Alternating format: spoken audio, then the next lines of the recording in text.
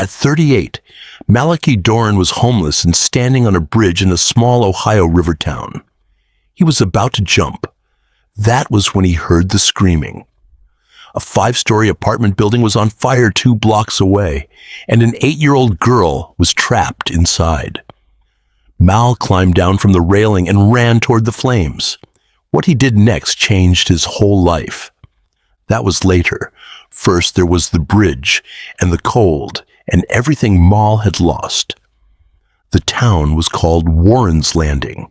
It sat on the West Virginia side of the Ohio River, 60 miles downstream of Pittsburgh, a mile long and 4 blocks deep. A steel mill still ran on the south end, and a small hospital ran on the north end, and everything between them was worn brick and old bars, and the kind of small storefronts that had been there when the mill employed 6,000 men, and were still there now that the mill employed 900. Mal had been sleeping at the men's shelter on 3rd Street for 11 months. He had not always been homeless. 10 years ago, Mal had been a middle school music teacher in a small Pennsylvania town 2 hours east, married to a woman named Sarah who worked nights in an emergency room. They had a daughter named Emma, who had been born with dimples in both cheeks and dark hair that stood straight up until she was 3, and a laugh she used at things nobody else had noticed were funny. Emma had died at 4 years old. The pediatric cardiologist had used the words undiagnosed hypoplastic left heart syndrome, and nothing you could have known, and nothing you could have prevented.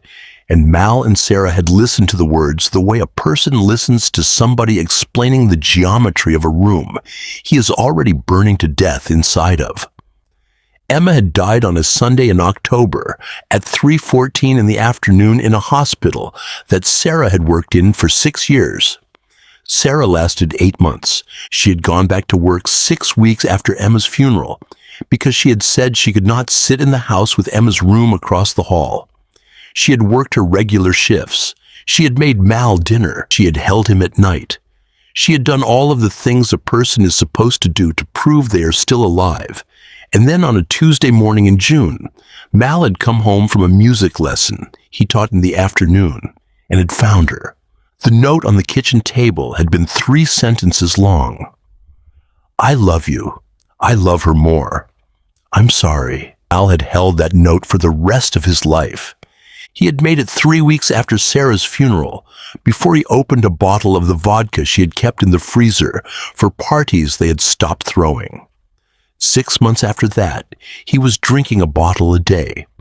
A year after that, he was buying pills off a former student in the parking lot of the middle school where he had taught. 2 years after that, he was using heroin because he had run out of pills and heroin was cheaper. He lost his teaching job. He lost the house. He lost his brother's phone number because he had called too many times at 3 a.m. He lost his own name. He was, for 4 years, a person he did not recognize. He got sober at 36. It took 3 rehabs. The 3rd one had worked because a counselor named Frank had told him one afternoon that the reason he had not been able to get clean was that he was trying to get clean for Emma and Sarah, and the dead did not need him clean. And until he could figure out one single reason to get clean for himself, he was going to keep failing. Mal had sat with that for 4 days. On the 5th day, he had told Frank the reason was he did not want to be the 3rd grave in the plot Sarah had bought when Emma died. He did not want the last member of that family to end in a rented room with a needle in his arm. Not because he cared about himself, because he could not do that to a family that had already lost 2 members. Frank had said, well, that's a start. That had been 14 months ago. Mal had come home from the 3rd rehab to a house that was not his anymore, and a town he could not stand to be in, and a bank account with $340 in it. He had taken a bus west. He had ended up in Warren's Landing because the bus had broken down in Warren's Landing, and the shelter on 3rd Street had had a bed that night. He had stayed sober. He had gone to meetings at the Methodist Church on 5th Street 4 times a week. He had eaten at the soup kitchen next door to the shelter every day at 11:30 in the morning. He had applied for jobs at 11 places in 11 months and had been offered none of them because the moment he wrote 3rd Street Men's Shelter in the address field, the person on the other side of the counter had stopped listening.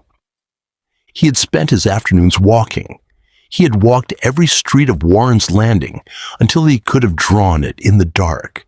He had walked to the river most days. He had stood on the pedestrian bridge that crossed the Ohio between Warren's Landing and the small town on the Ohio side, and he had looked at the water, and he had thought about Sarah, and he had gone back to the shelter for 14 months. The night of the fire was a Tuesday in early March. Mal had eaten his soup at the kitchen at 11:30 in the morning. He had walked to the library and had read the Ohio Plain Dealer for 2 hours. He had walked back to the shelter and sat on his bunk. He had gone to a 7 o'clock meeting at the Methodist Church. He had walked out at 8:15 with a paper cup of coffee. He did not go back to the shelter. He walked to the pedestrian bridge. He climbed the railing at 11:47 p.m. He had a specific reason for that night. It was not one thing. It was 100 small things. 14 months sober had bought him his mind back and had bought him nothing else. He had failed to get a job at 11 places.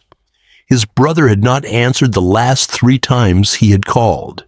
He had not seen anyone he knew in 14 months.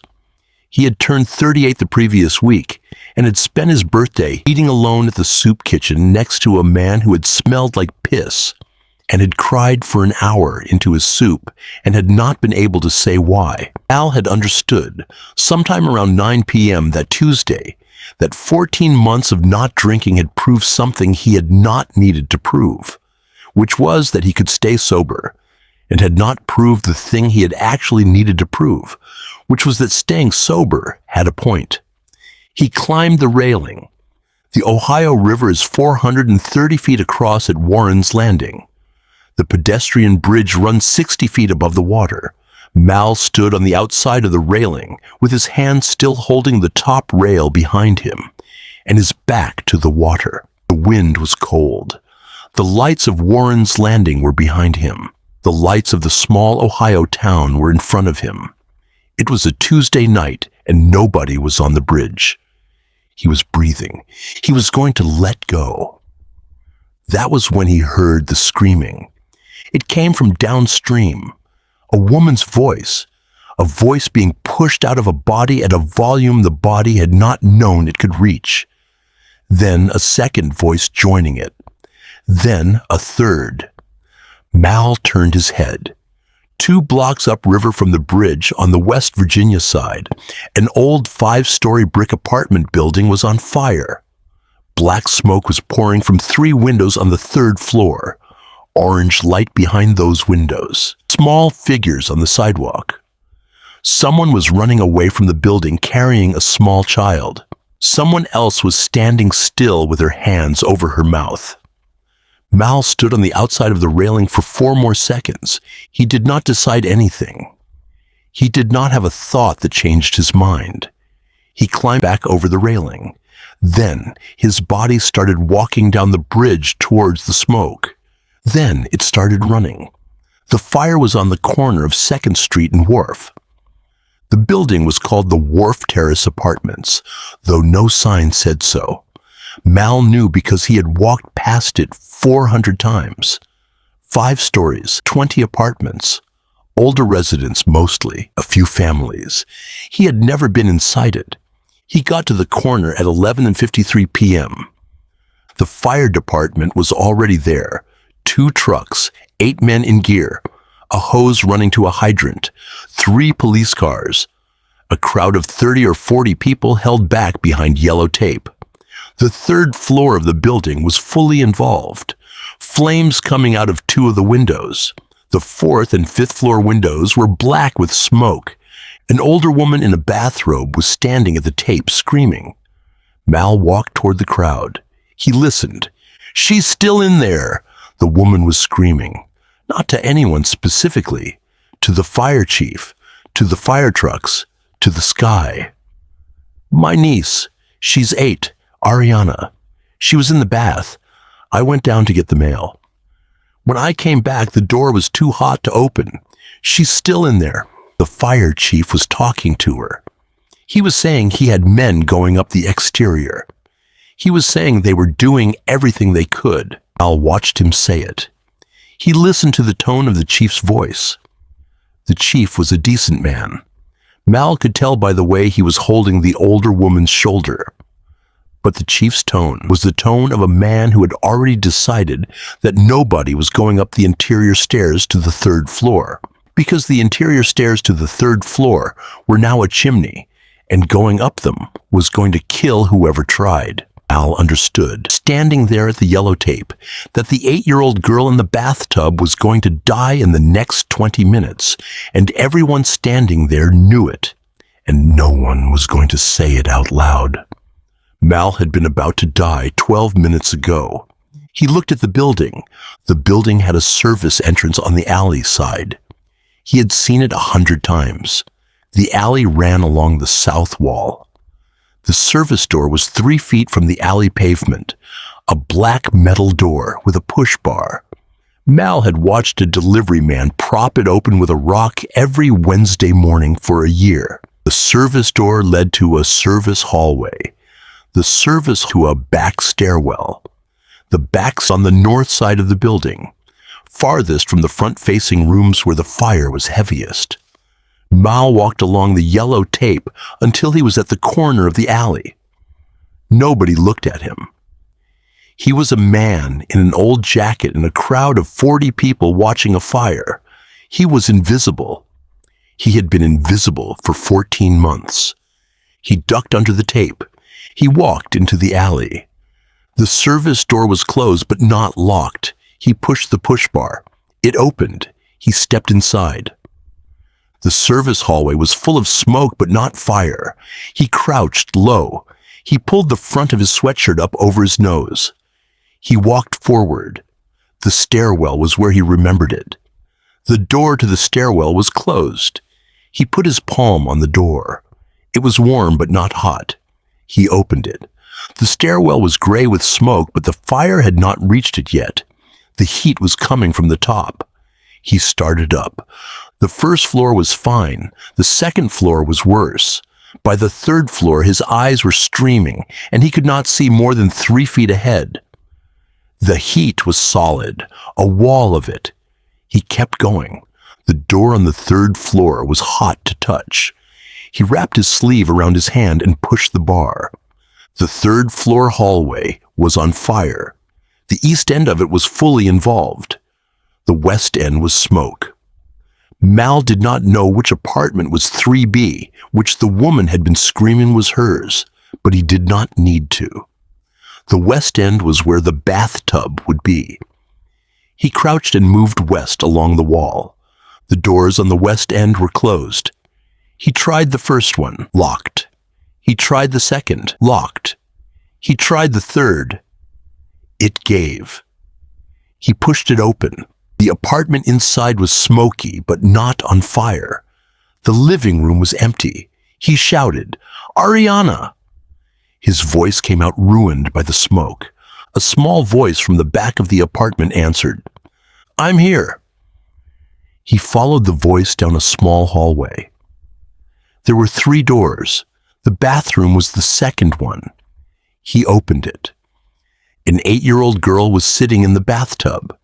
She was fully dressed, jeans and a blue sweatshirt, because she had been about to take a bath and had heard the smoke alarm and had put her clothes back on.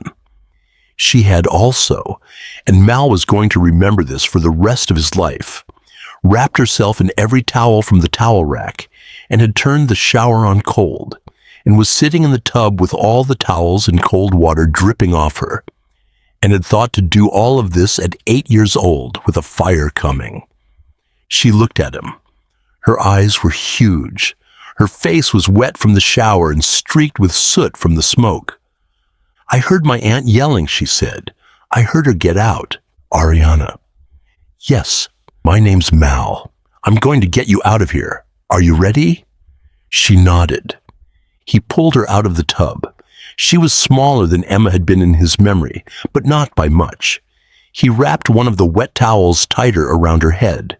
He wrapped his own sweatshirt over the towel. He picked her up. "Close your eyes," he said.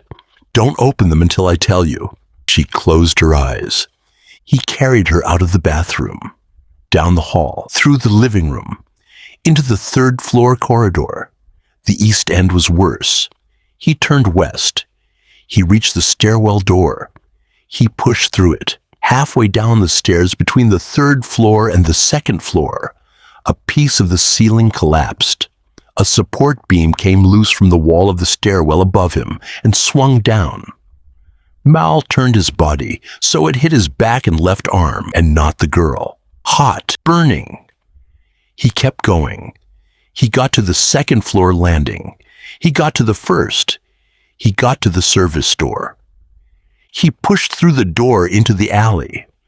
The night air hit him, and it was the coldest and best thing he had ever felt. He walked around the corner of the alley to the front of the building. The paramedics were there. The chief was there. The older woman in the bathrobe was there. Mal walked into the crowd carrying the girl in his sweatshirt and his back on fire.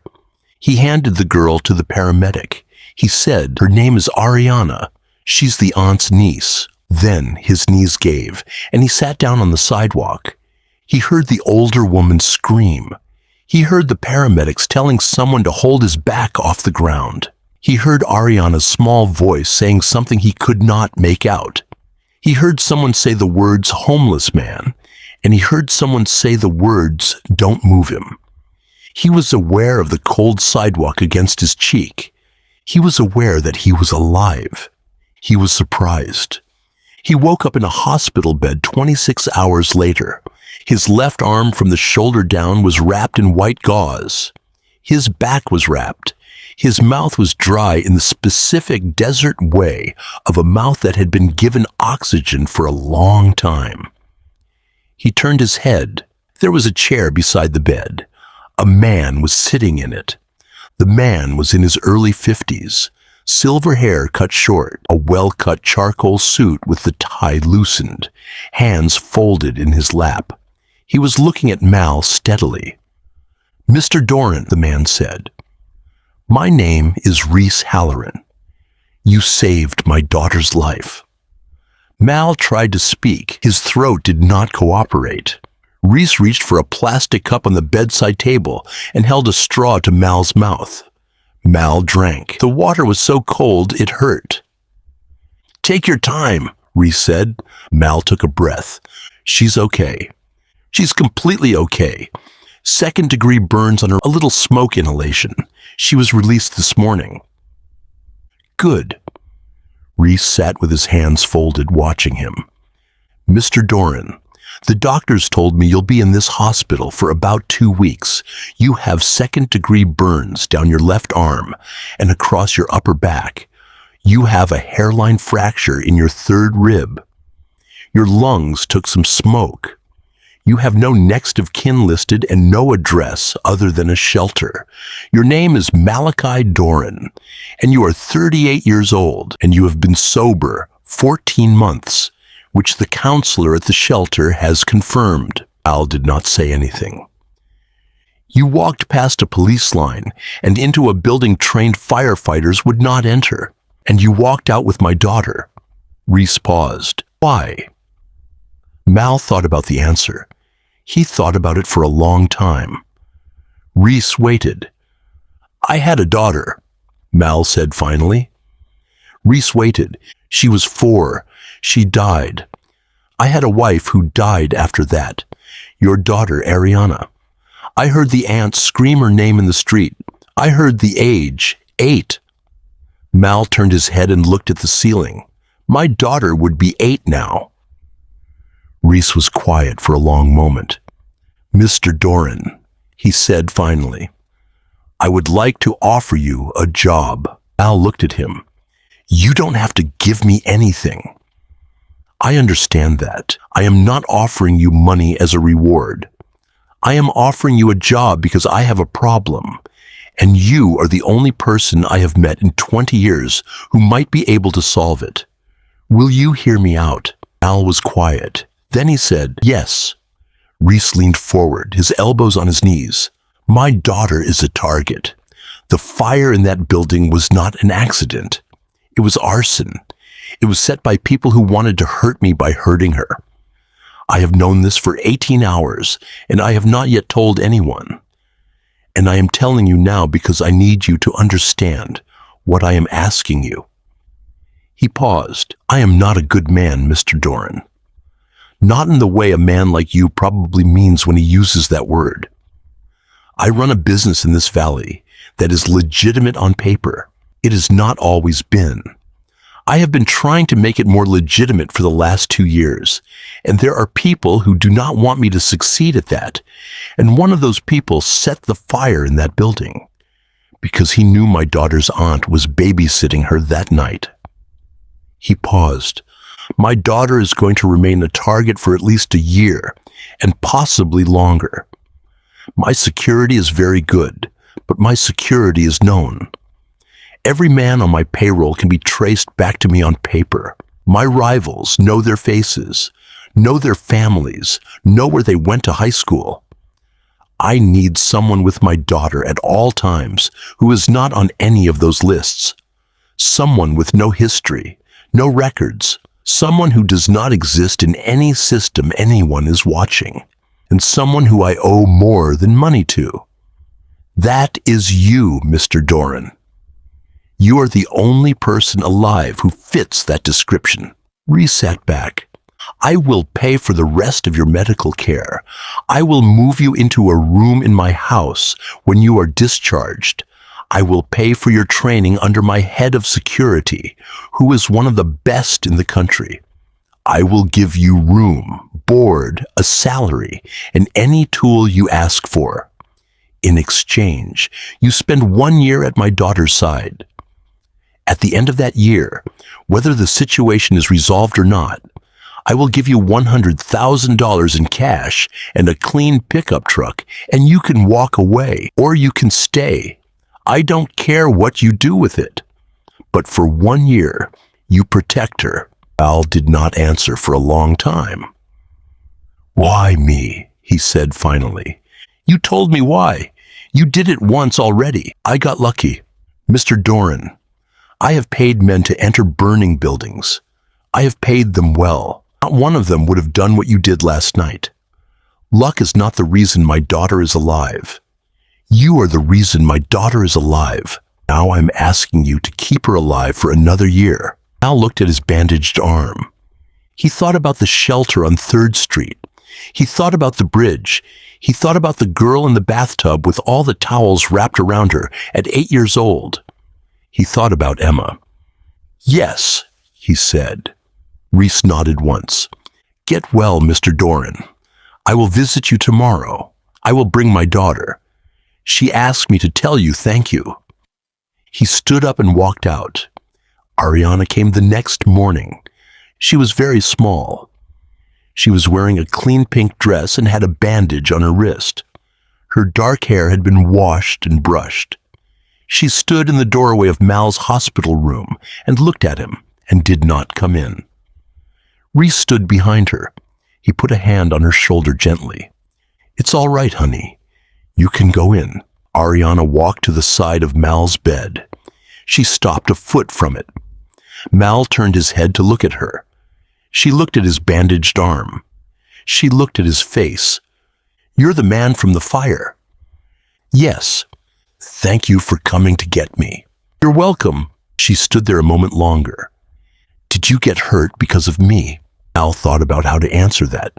"I got hurt because a piece of the ceiling fell down. It wasn't your fault. It was the fault of the fire, and I'm going to be okay." She nodded. Then she reached out and put her small hand on his bandaged forearm, very lightly. She did not press. "I'm sorry that it hurts," she said. Mal closed his eyes. "Thank you," he said. She stood there a moment longer. Then she looked at her father.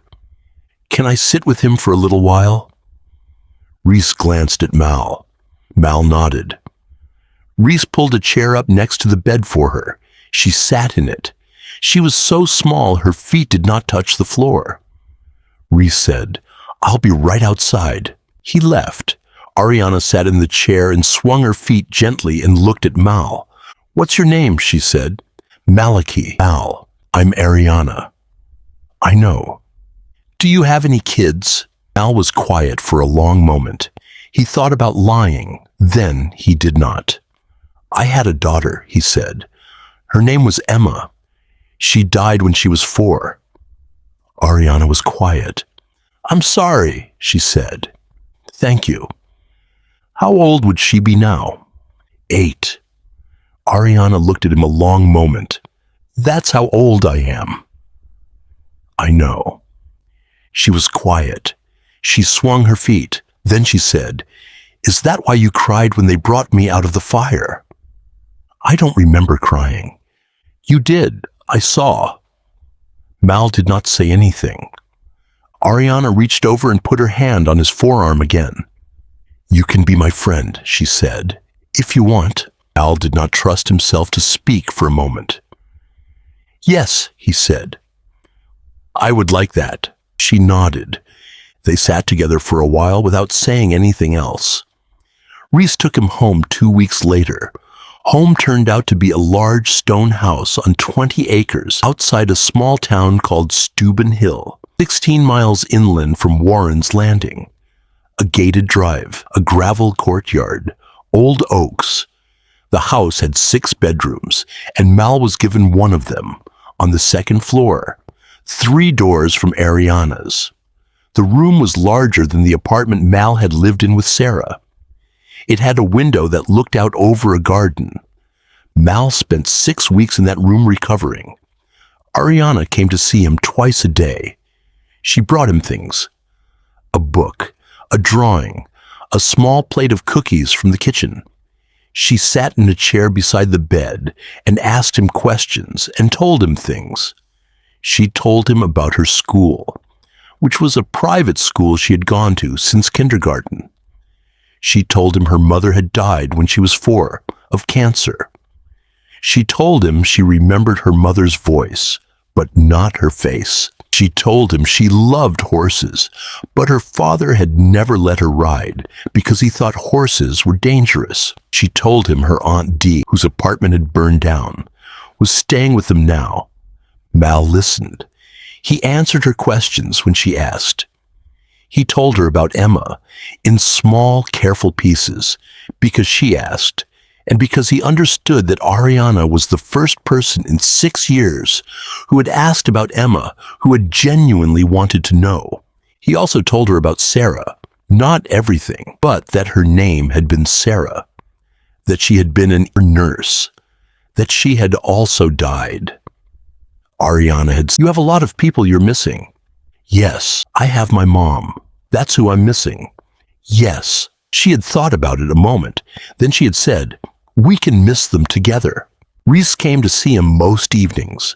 Reese sat in the chair Ariana used during the day and told Mal about the world Mal had just walked into. He did not sugarcoat it.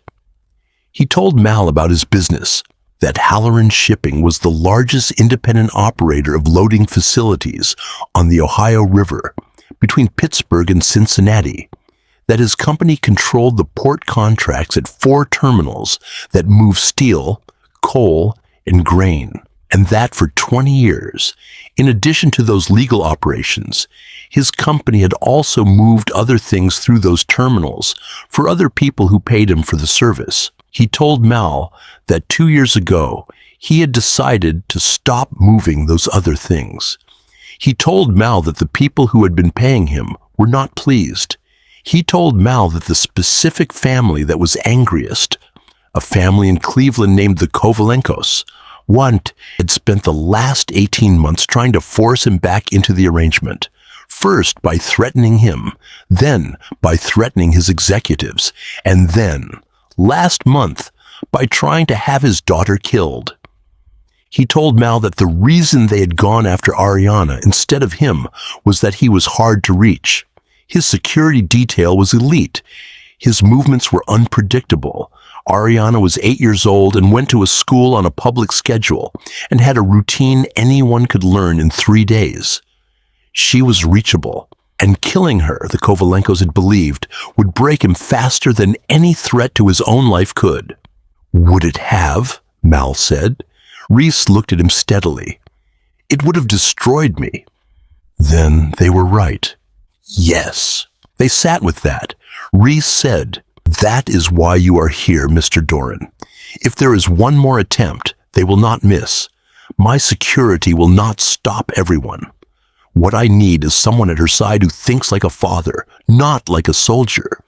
Soldiers protect a subject. Fathers protect a child. I need the second thing." Mal thought about that. "I'm not her father." "No, but you are the only man in that house right now who knows what losing a child costs, and that is closer than anyone else I have." Mal did not say anything. Reese stood up. "Rest. When you are physically ready, you will start training with my head of security. Her name is Josefa Marchetti. She is going to hate you for the first month and respect you by the end of the second. If you can survive her, you can protect my daughter." "How long will I train?" "Until Josefa says you're ready. Not one day sooner." Josefa Marchetti was 54 years old. She was short and small and had spent 22 years in private security after a decade in her country's army. She stood 5'2". She had white hair she wore in a tight bun. She wore black jeans and black boots and a black t-shirt every day.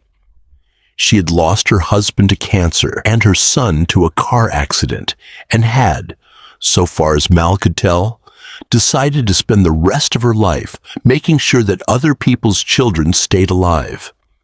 She looked Mal up and down on the morning he first met her. He was 6 weeks out of the hospital. His left arm was still stiff. He had lost 12 pounds in the shelter and had put 4 back on at the Halloran house. "You are old," Josefa said. "You are out of shape. Your reflexes are slow. You have a bad shoulder. You have never fired a weapon in your life." "Yes, ma'am. You are the man Mr. Halloran has decided to trust with the only person he loves in this world." "Yes, ma'am. Come with me." She trained him for 4 months. Mornings were physical. She started him at 3-mile runs, and by month 2 had him at 6. She had him lifting weights he had not lifted since college. She had him working shoulders and back until the stiffness in his arm was almost gone, and he could throw a punch with his left as hard as his right. She rebuilt him. Afternoons were tactical. She taught him how to spot a tail, how to read a room, how to identify exits before he sat down, how to walk with Ariana on a sidewalk so that his body was always between her and the street, how to move her from a car to a building without breaking speed, how to look at 3 cars parked in a row and know which one held someone waiting. Evenings were weapons.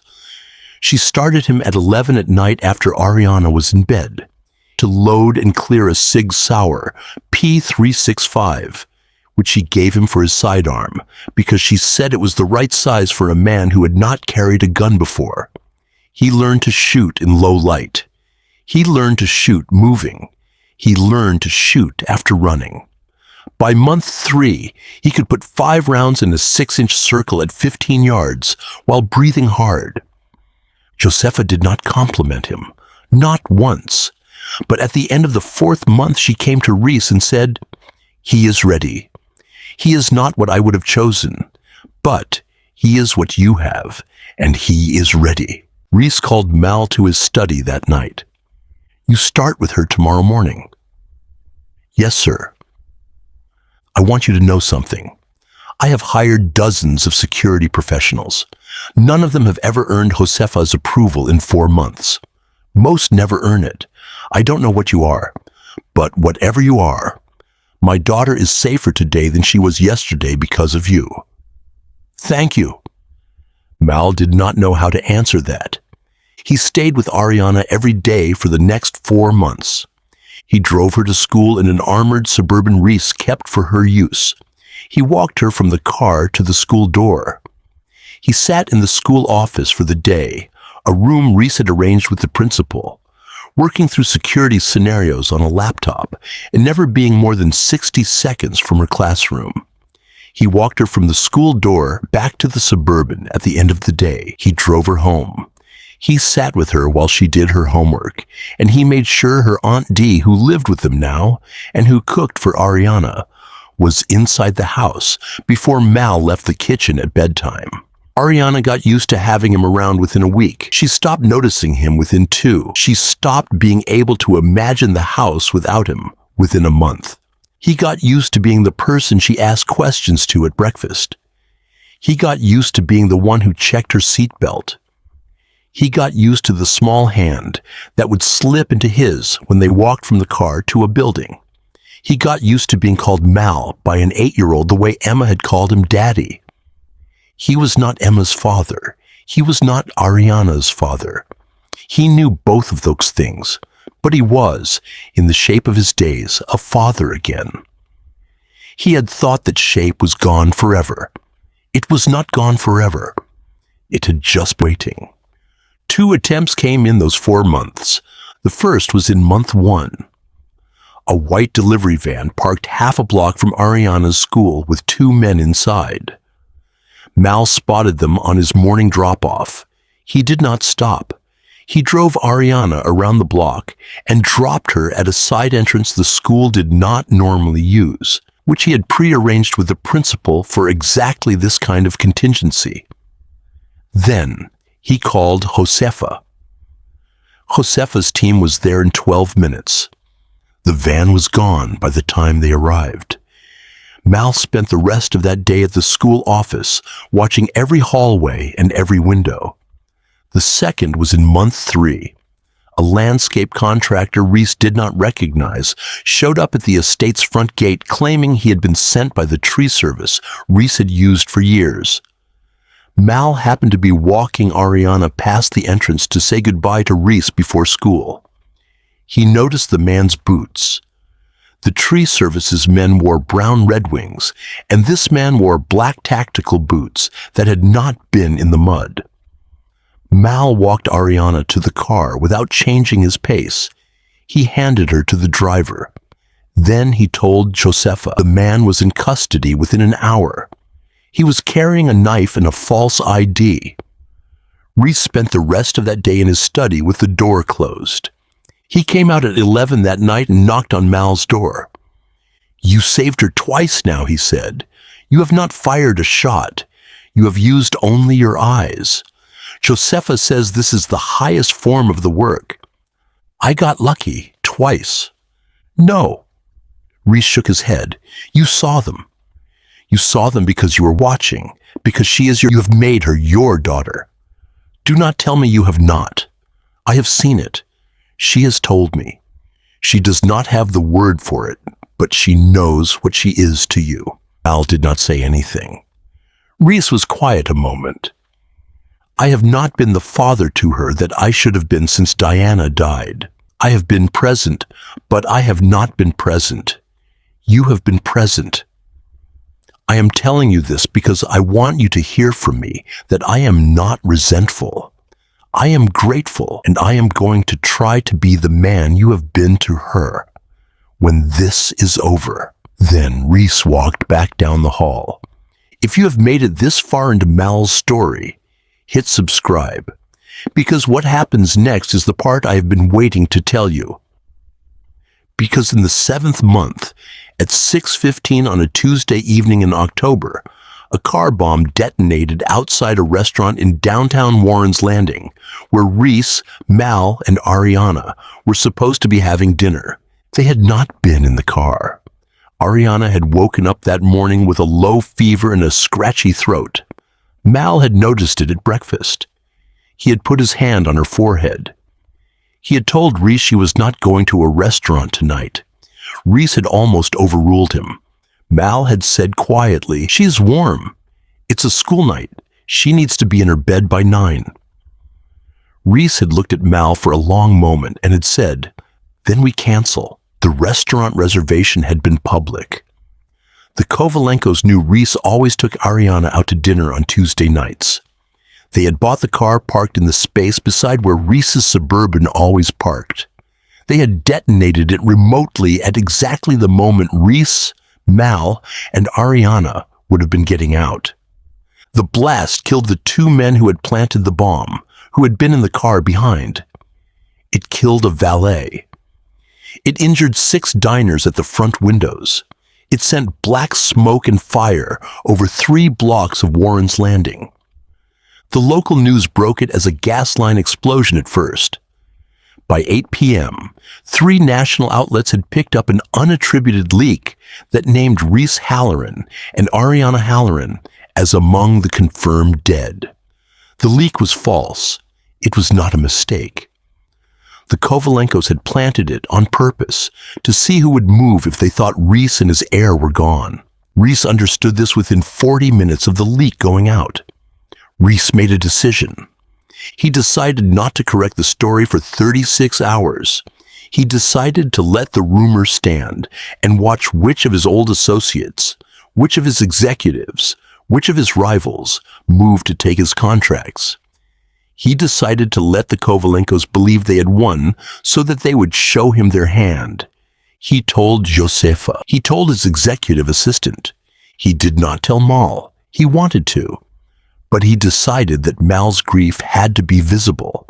He decided that a small circle of people would have to grieve genuinely for 36 hours so that no one leaking from inside the house would leak a lie.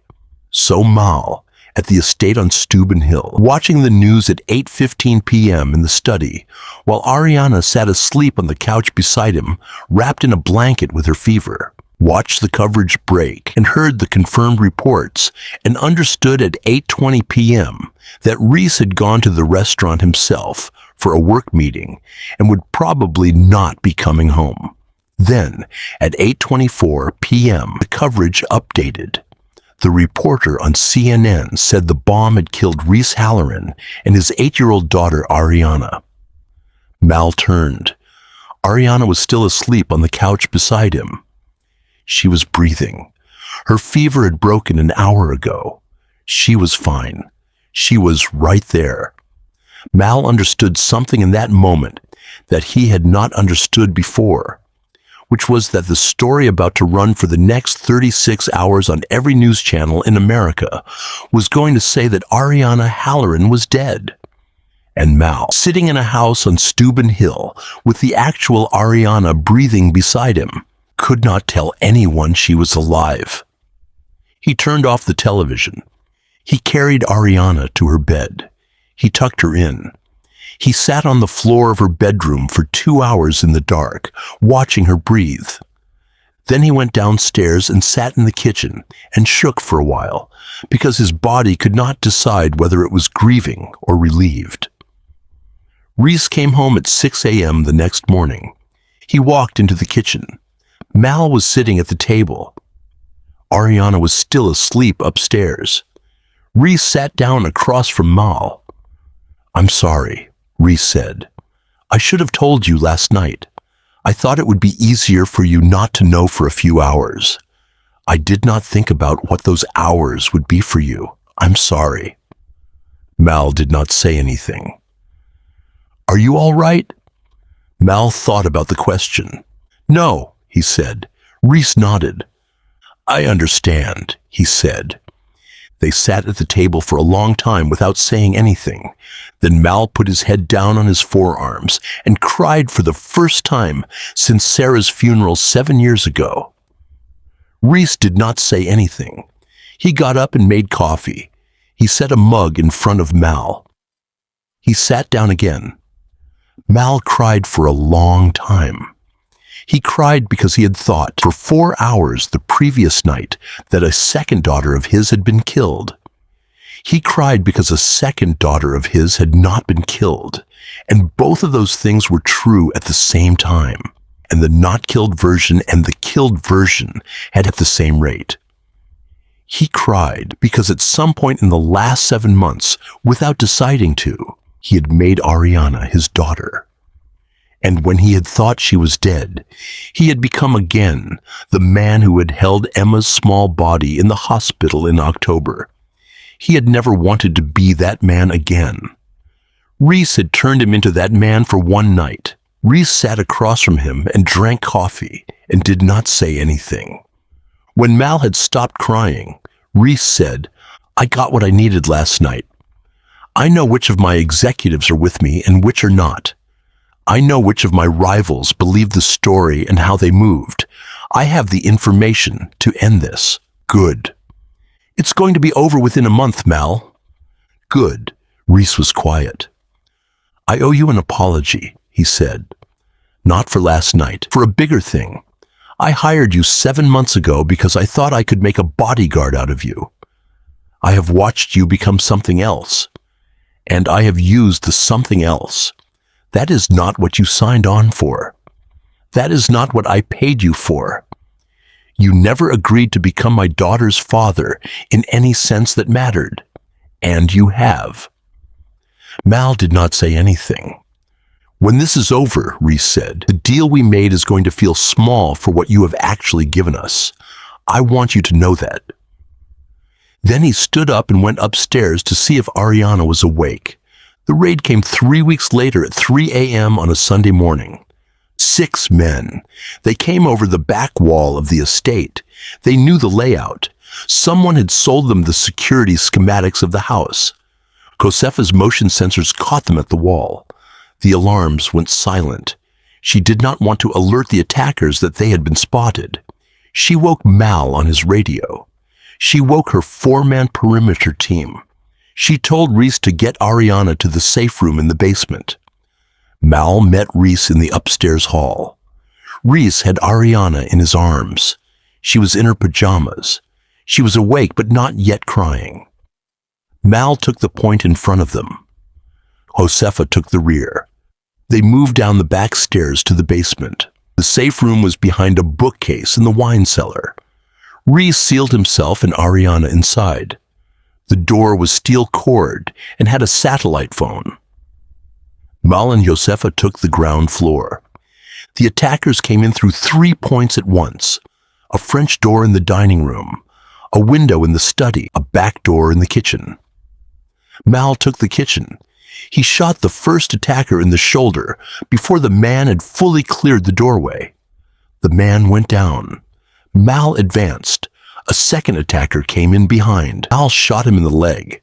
The second man went down. Mal disarmed both of them and dragged them out of the doorway into a small pantry and closed the pantry door and turned to face whatever came in behind.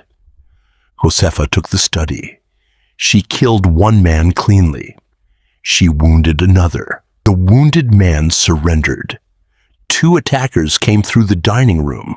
Josefa's perimeter team met them there. Both attackers died in the exchange. One of Josefa's men was shot in the thigh and survived. The whole thing took less than 4 minutes. Mal took a round through his left shoulder in the last 30 seconds. He did not know when. He noticed at 3:07 a.m. that his shirt was wet. He sat down against the kitchen cabinet. Josefa found him there. "You're hit." "I know."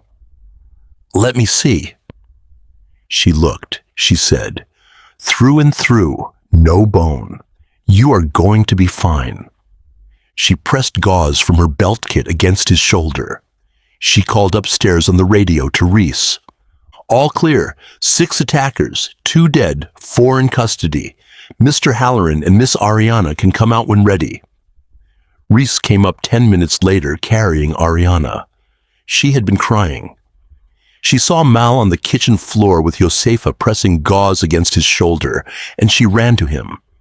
Reese said, "Ariana." She reached Mal. She knelt down.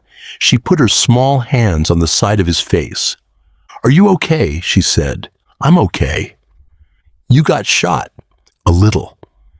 "You got shot to protect me." "That's my job." "That is not just a job." He did not answer. He put his good arm around her and pulled her against his chest and held her there. Reese stood in the doorway watching them. The Kovalenkos folded within a week.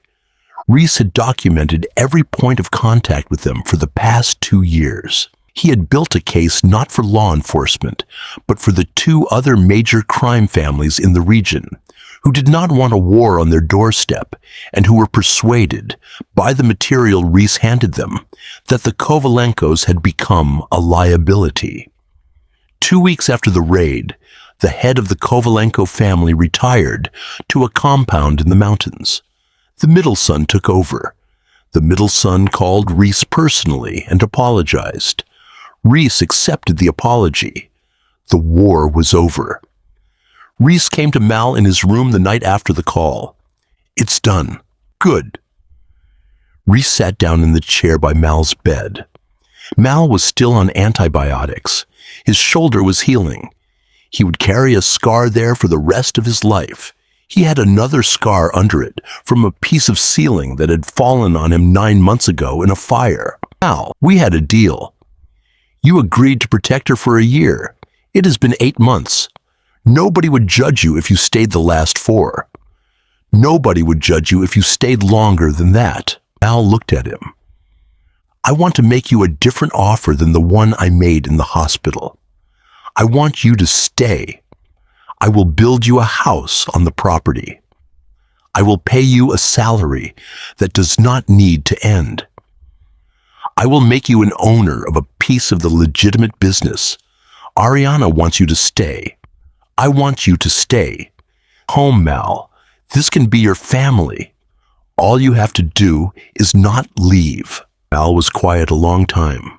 "Reese, yes. I need to think about it. Take as long as you need." He took 3 days. He walked the property. He sat in Ariana's room while she slept. He walked down to the small lake at the back of the estate and sat on the dock. He thought about Emma. He thought about Sarah. He thought about the shelter on 3rd Street. He thought about the bridge. He thought about Reese, who had gone 4 years without being the father his daughter had needed, and who had told Mal that he wanted to become that man, and who could not fully become that man while Mal was still in the house. He thought about the 7 months he had watched Ariana attached to him, about the way she had stopped noticing her father was in the room when Mal was also in it, about the fact that Reese had noticed too. Then he thought about the shelter. He thought about the 3 men he had known there who had died of overdoses in his 14 months, none of them older than 40. He thought about the counselor at the shelter who had been a good man, who had run a program without the money to run it well. He thought about how many men were on that bridge every night, in every small town along the Ohio River, whose lives had come apart because a wife had died, or a child had died, or a marriage had ended, and who had fallen into what Mal had fallen into, and who did not have a Reese Halloran to walk them out of it. He went to Reese on the 4th morning.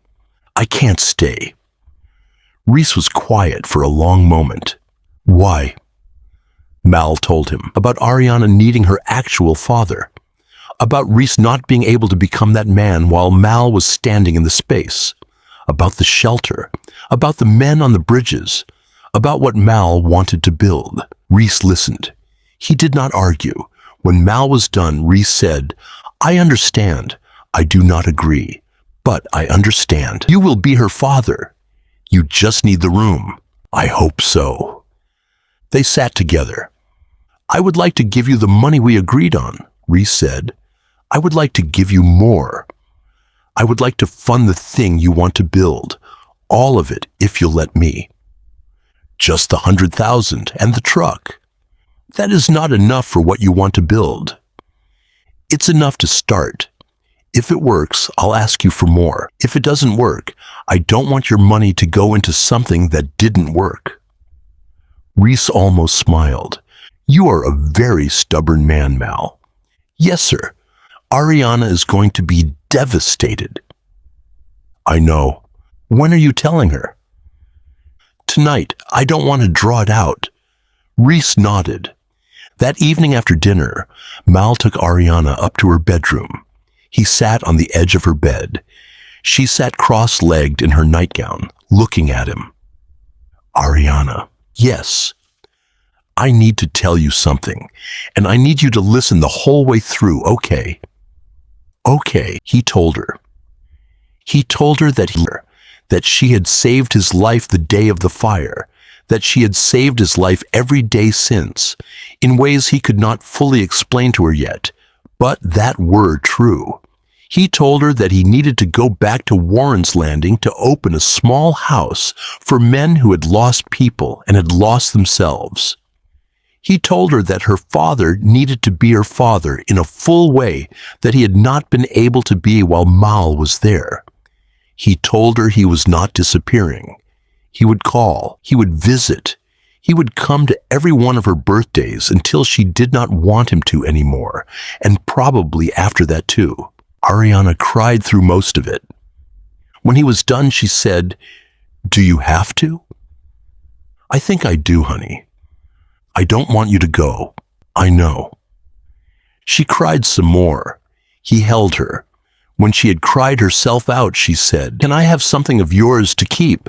He reached into his jacket pocket. He took out his wallet. He opened it.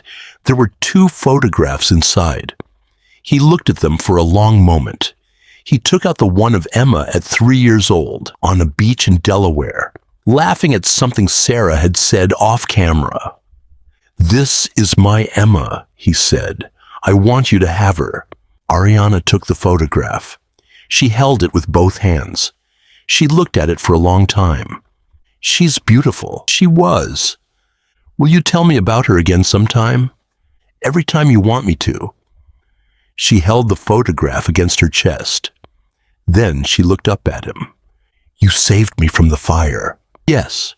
"But you told me tonight that I saved you." "Yes." "I don't understand how." "You will when you're older." She nodded slowly. She let him hold her again. He left the next morning. Reese was on the porch when Mal came out with his duffel bag. The pickup truck was in the drive.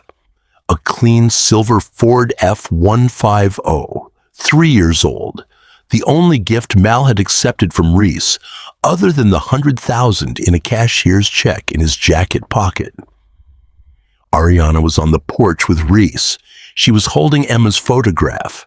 Mal came up the porch steps. He hugged Reese. He knelt down and hugged Ariana. She held him a long time. "Every birthday," she said into his shoulder. "Every birthday." She let him go. He walked to the truck. He got in.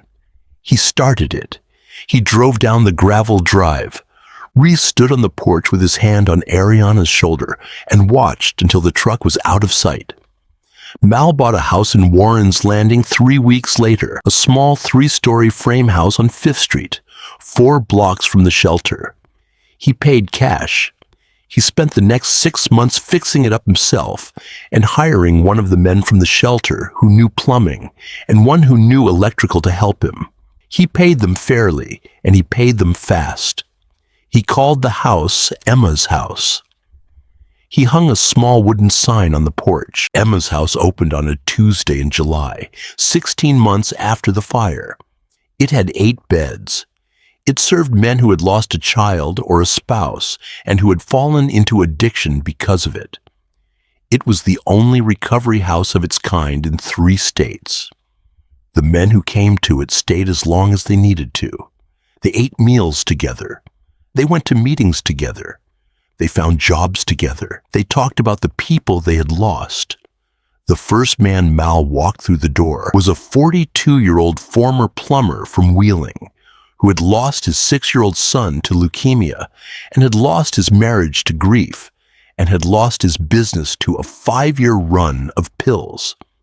He had been living under a bridge over the Ohio for 8 months. Mal walked him up the front steps at 10 in the morning on a bright Tuesday. He showed him his room. He said, "Your name here is whatever you want it to be. Your story here is whatever you're ready to tell. There's a meeting at 7. Dinner's at 6. The man had cried in the doorway. Mal had waited. Ariana called every Sunday. She called for 8 years, every Sunday. She grew up. Reese did become the father she needed.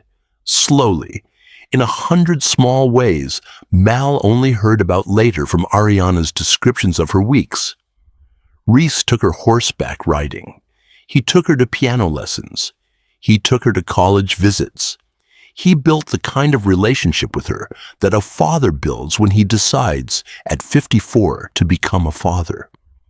Every year on Ariana's birthday, Mal drove to Steuben Hill and had dinner with them. He watched her turn 9, then 10, then 11, then 12. He watched her get taller. He watched Emma's photograph move from her bedside table to a small silver frame in her dorm room when she went to college. On her 16th birthday, Ariana asked Mal if she could come visit Emma's house. Mal said yes. She came in October. She was tall now. She had her mother's dark eyes and her father's silver-going hair too early at 16, and a laugh she had gotten from someone Mal did not know. She spent a weekend at Emma's house. She sat at the long kitchen table with the 8 men who lived there and asked them questions about their kids, and listened to them talk about wives and daughters and sons they had loved and lost. And she did not once make any of them feel like they were being interviewed. She had, Mal thought watching her, a way with people that neither he nor Reese had ever had. On the Sunday morning she was leaving, she stopped at the front door and looked at the wooden sign that said Emma's house. Mal. Yes. Do you still miss her, Emma? Every day. She nodded. I want you to know something, she said. The photograph you gave me, I still have it. It's on my desk at school. Sometimes when I have a bad day, I look at it and I try to think what she would have been like at my age. And I think what she would have been like at your age.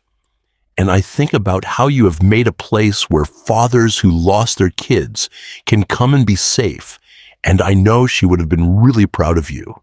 And I'm proud of you too. Mal didn't know what to say. She hugged him at the door. She got in her car. She drove away. He stood on the porch a long time after she was gone. He went inside. He walked through the kitchen where the men were finishing breakfast. He walked out the back door and stood in the small yard and looked up at the sky over Warren's Landing. Malachi Doran had lost a wife and a daughter and a life. Malachi Doran had been on a bridge in a small Ohio river town at 11:47 p.m. on a Tuesday night in March, ready to end it.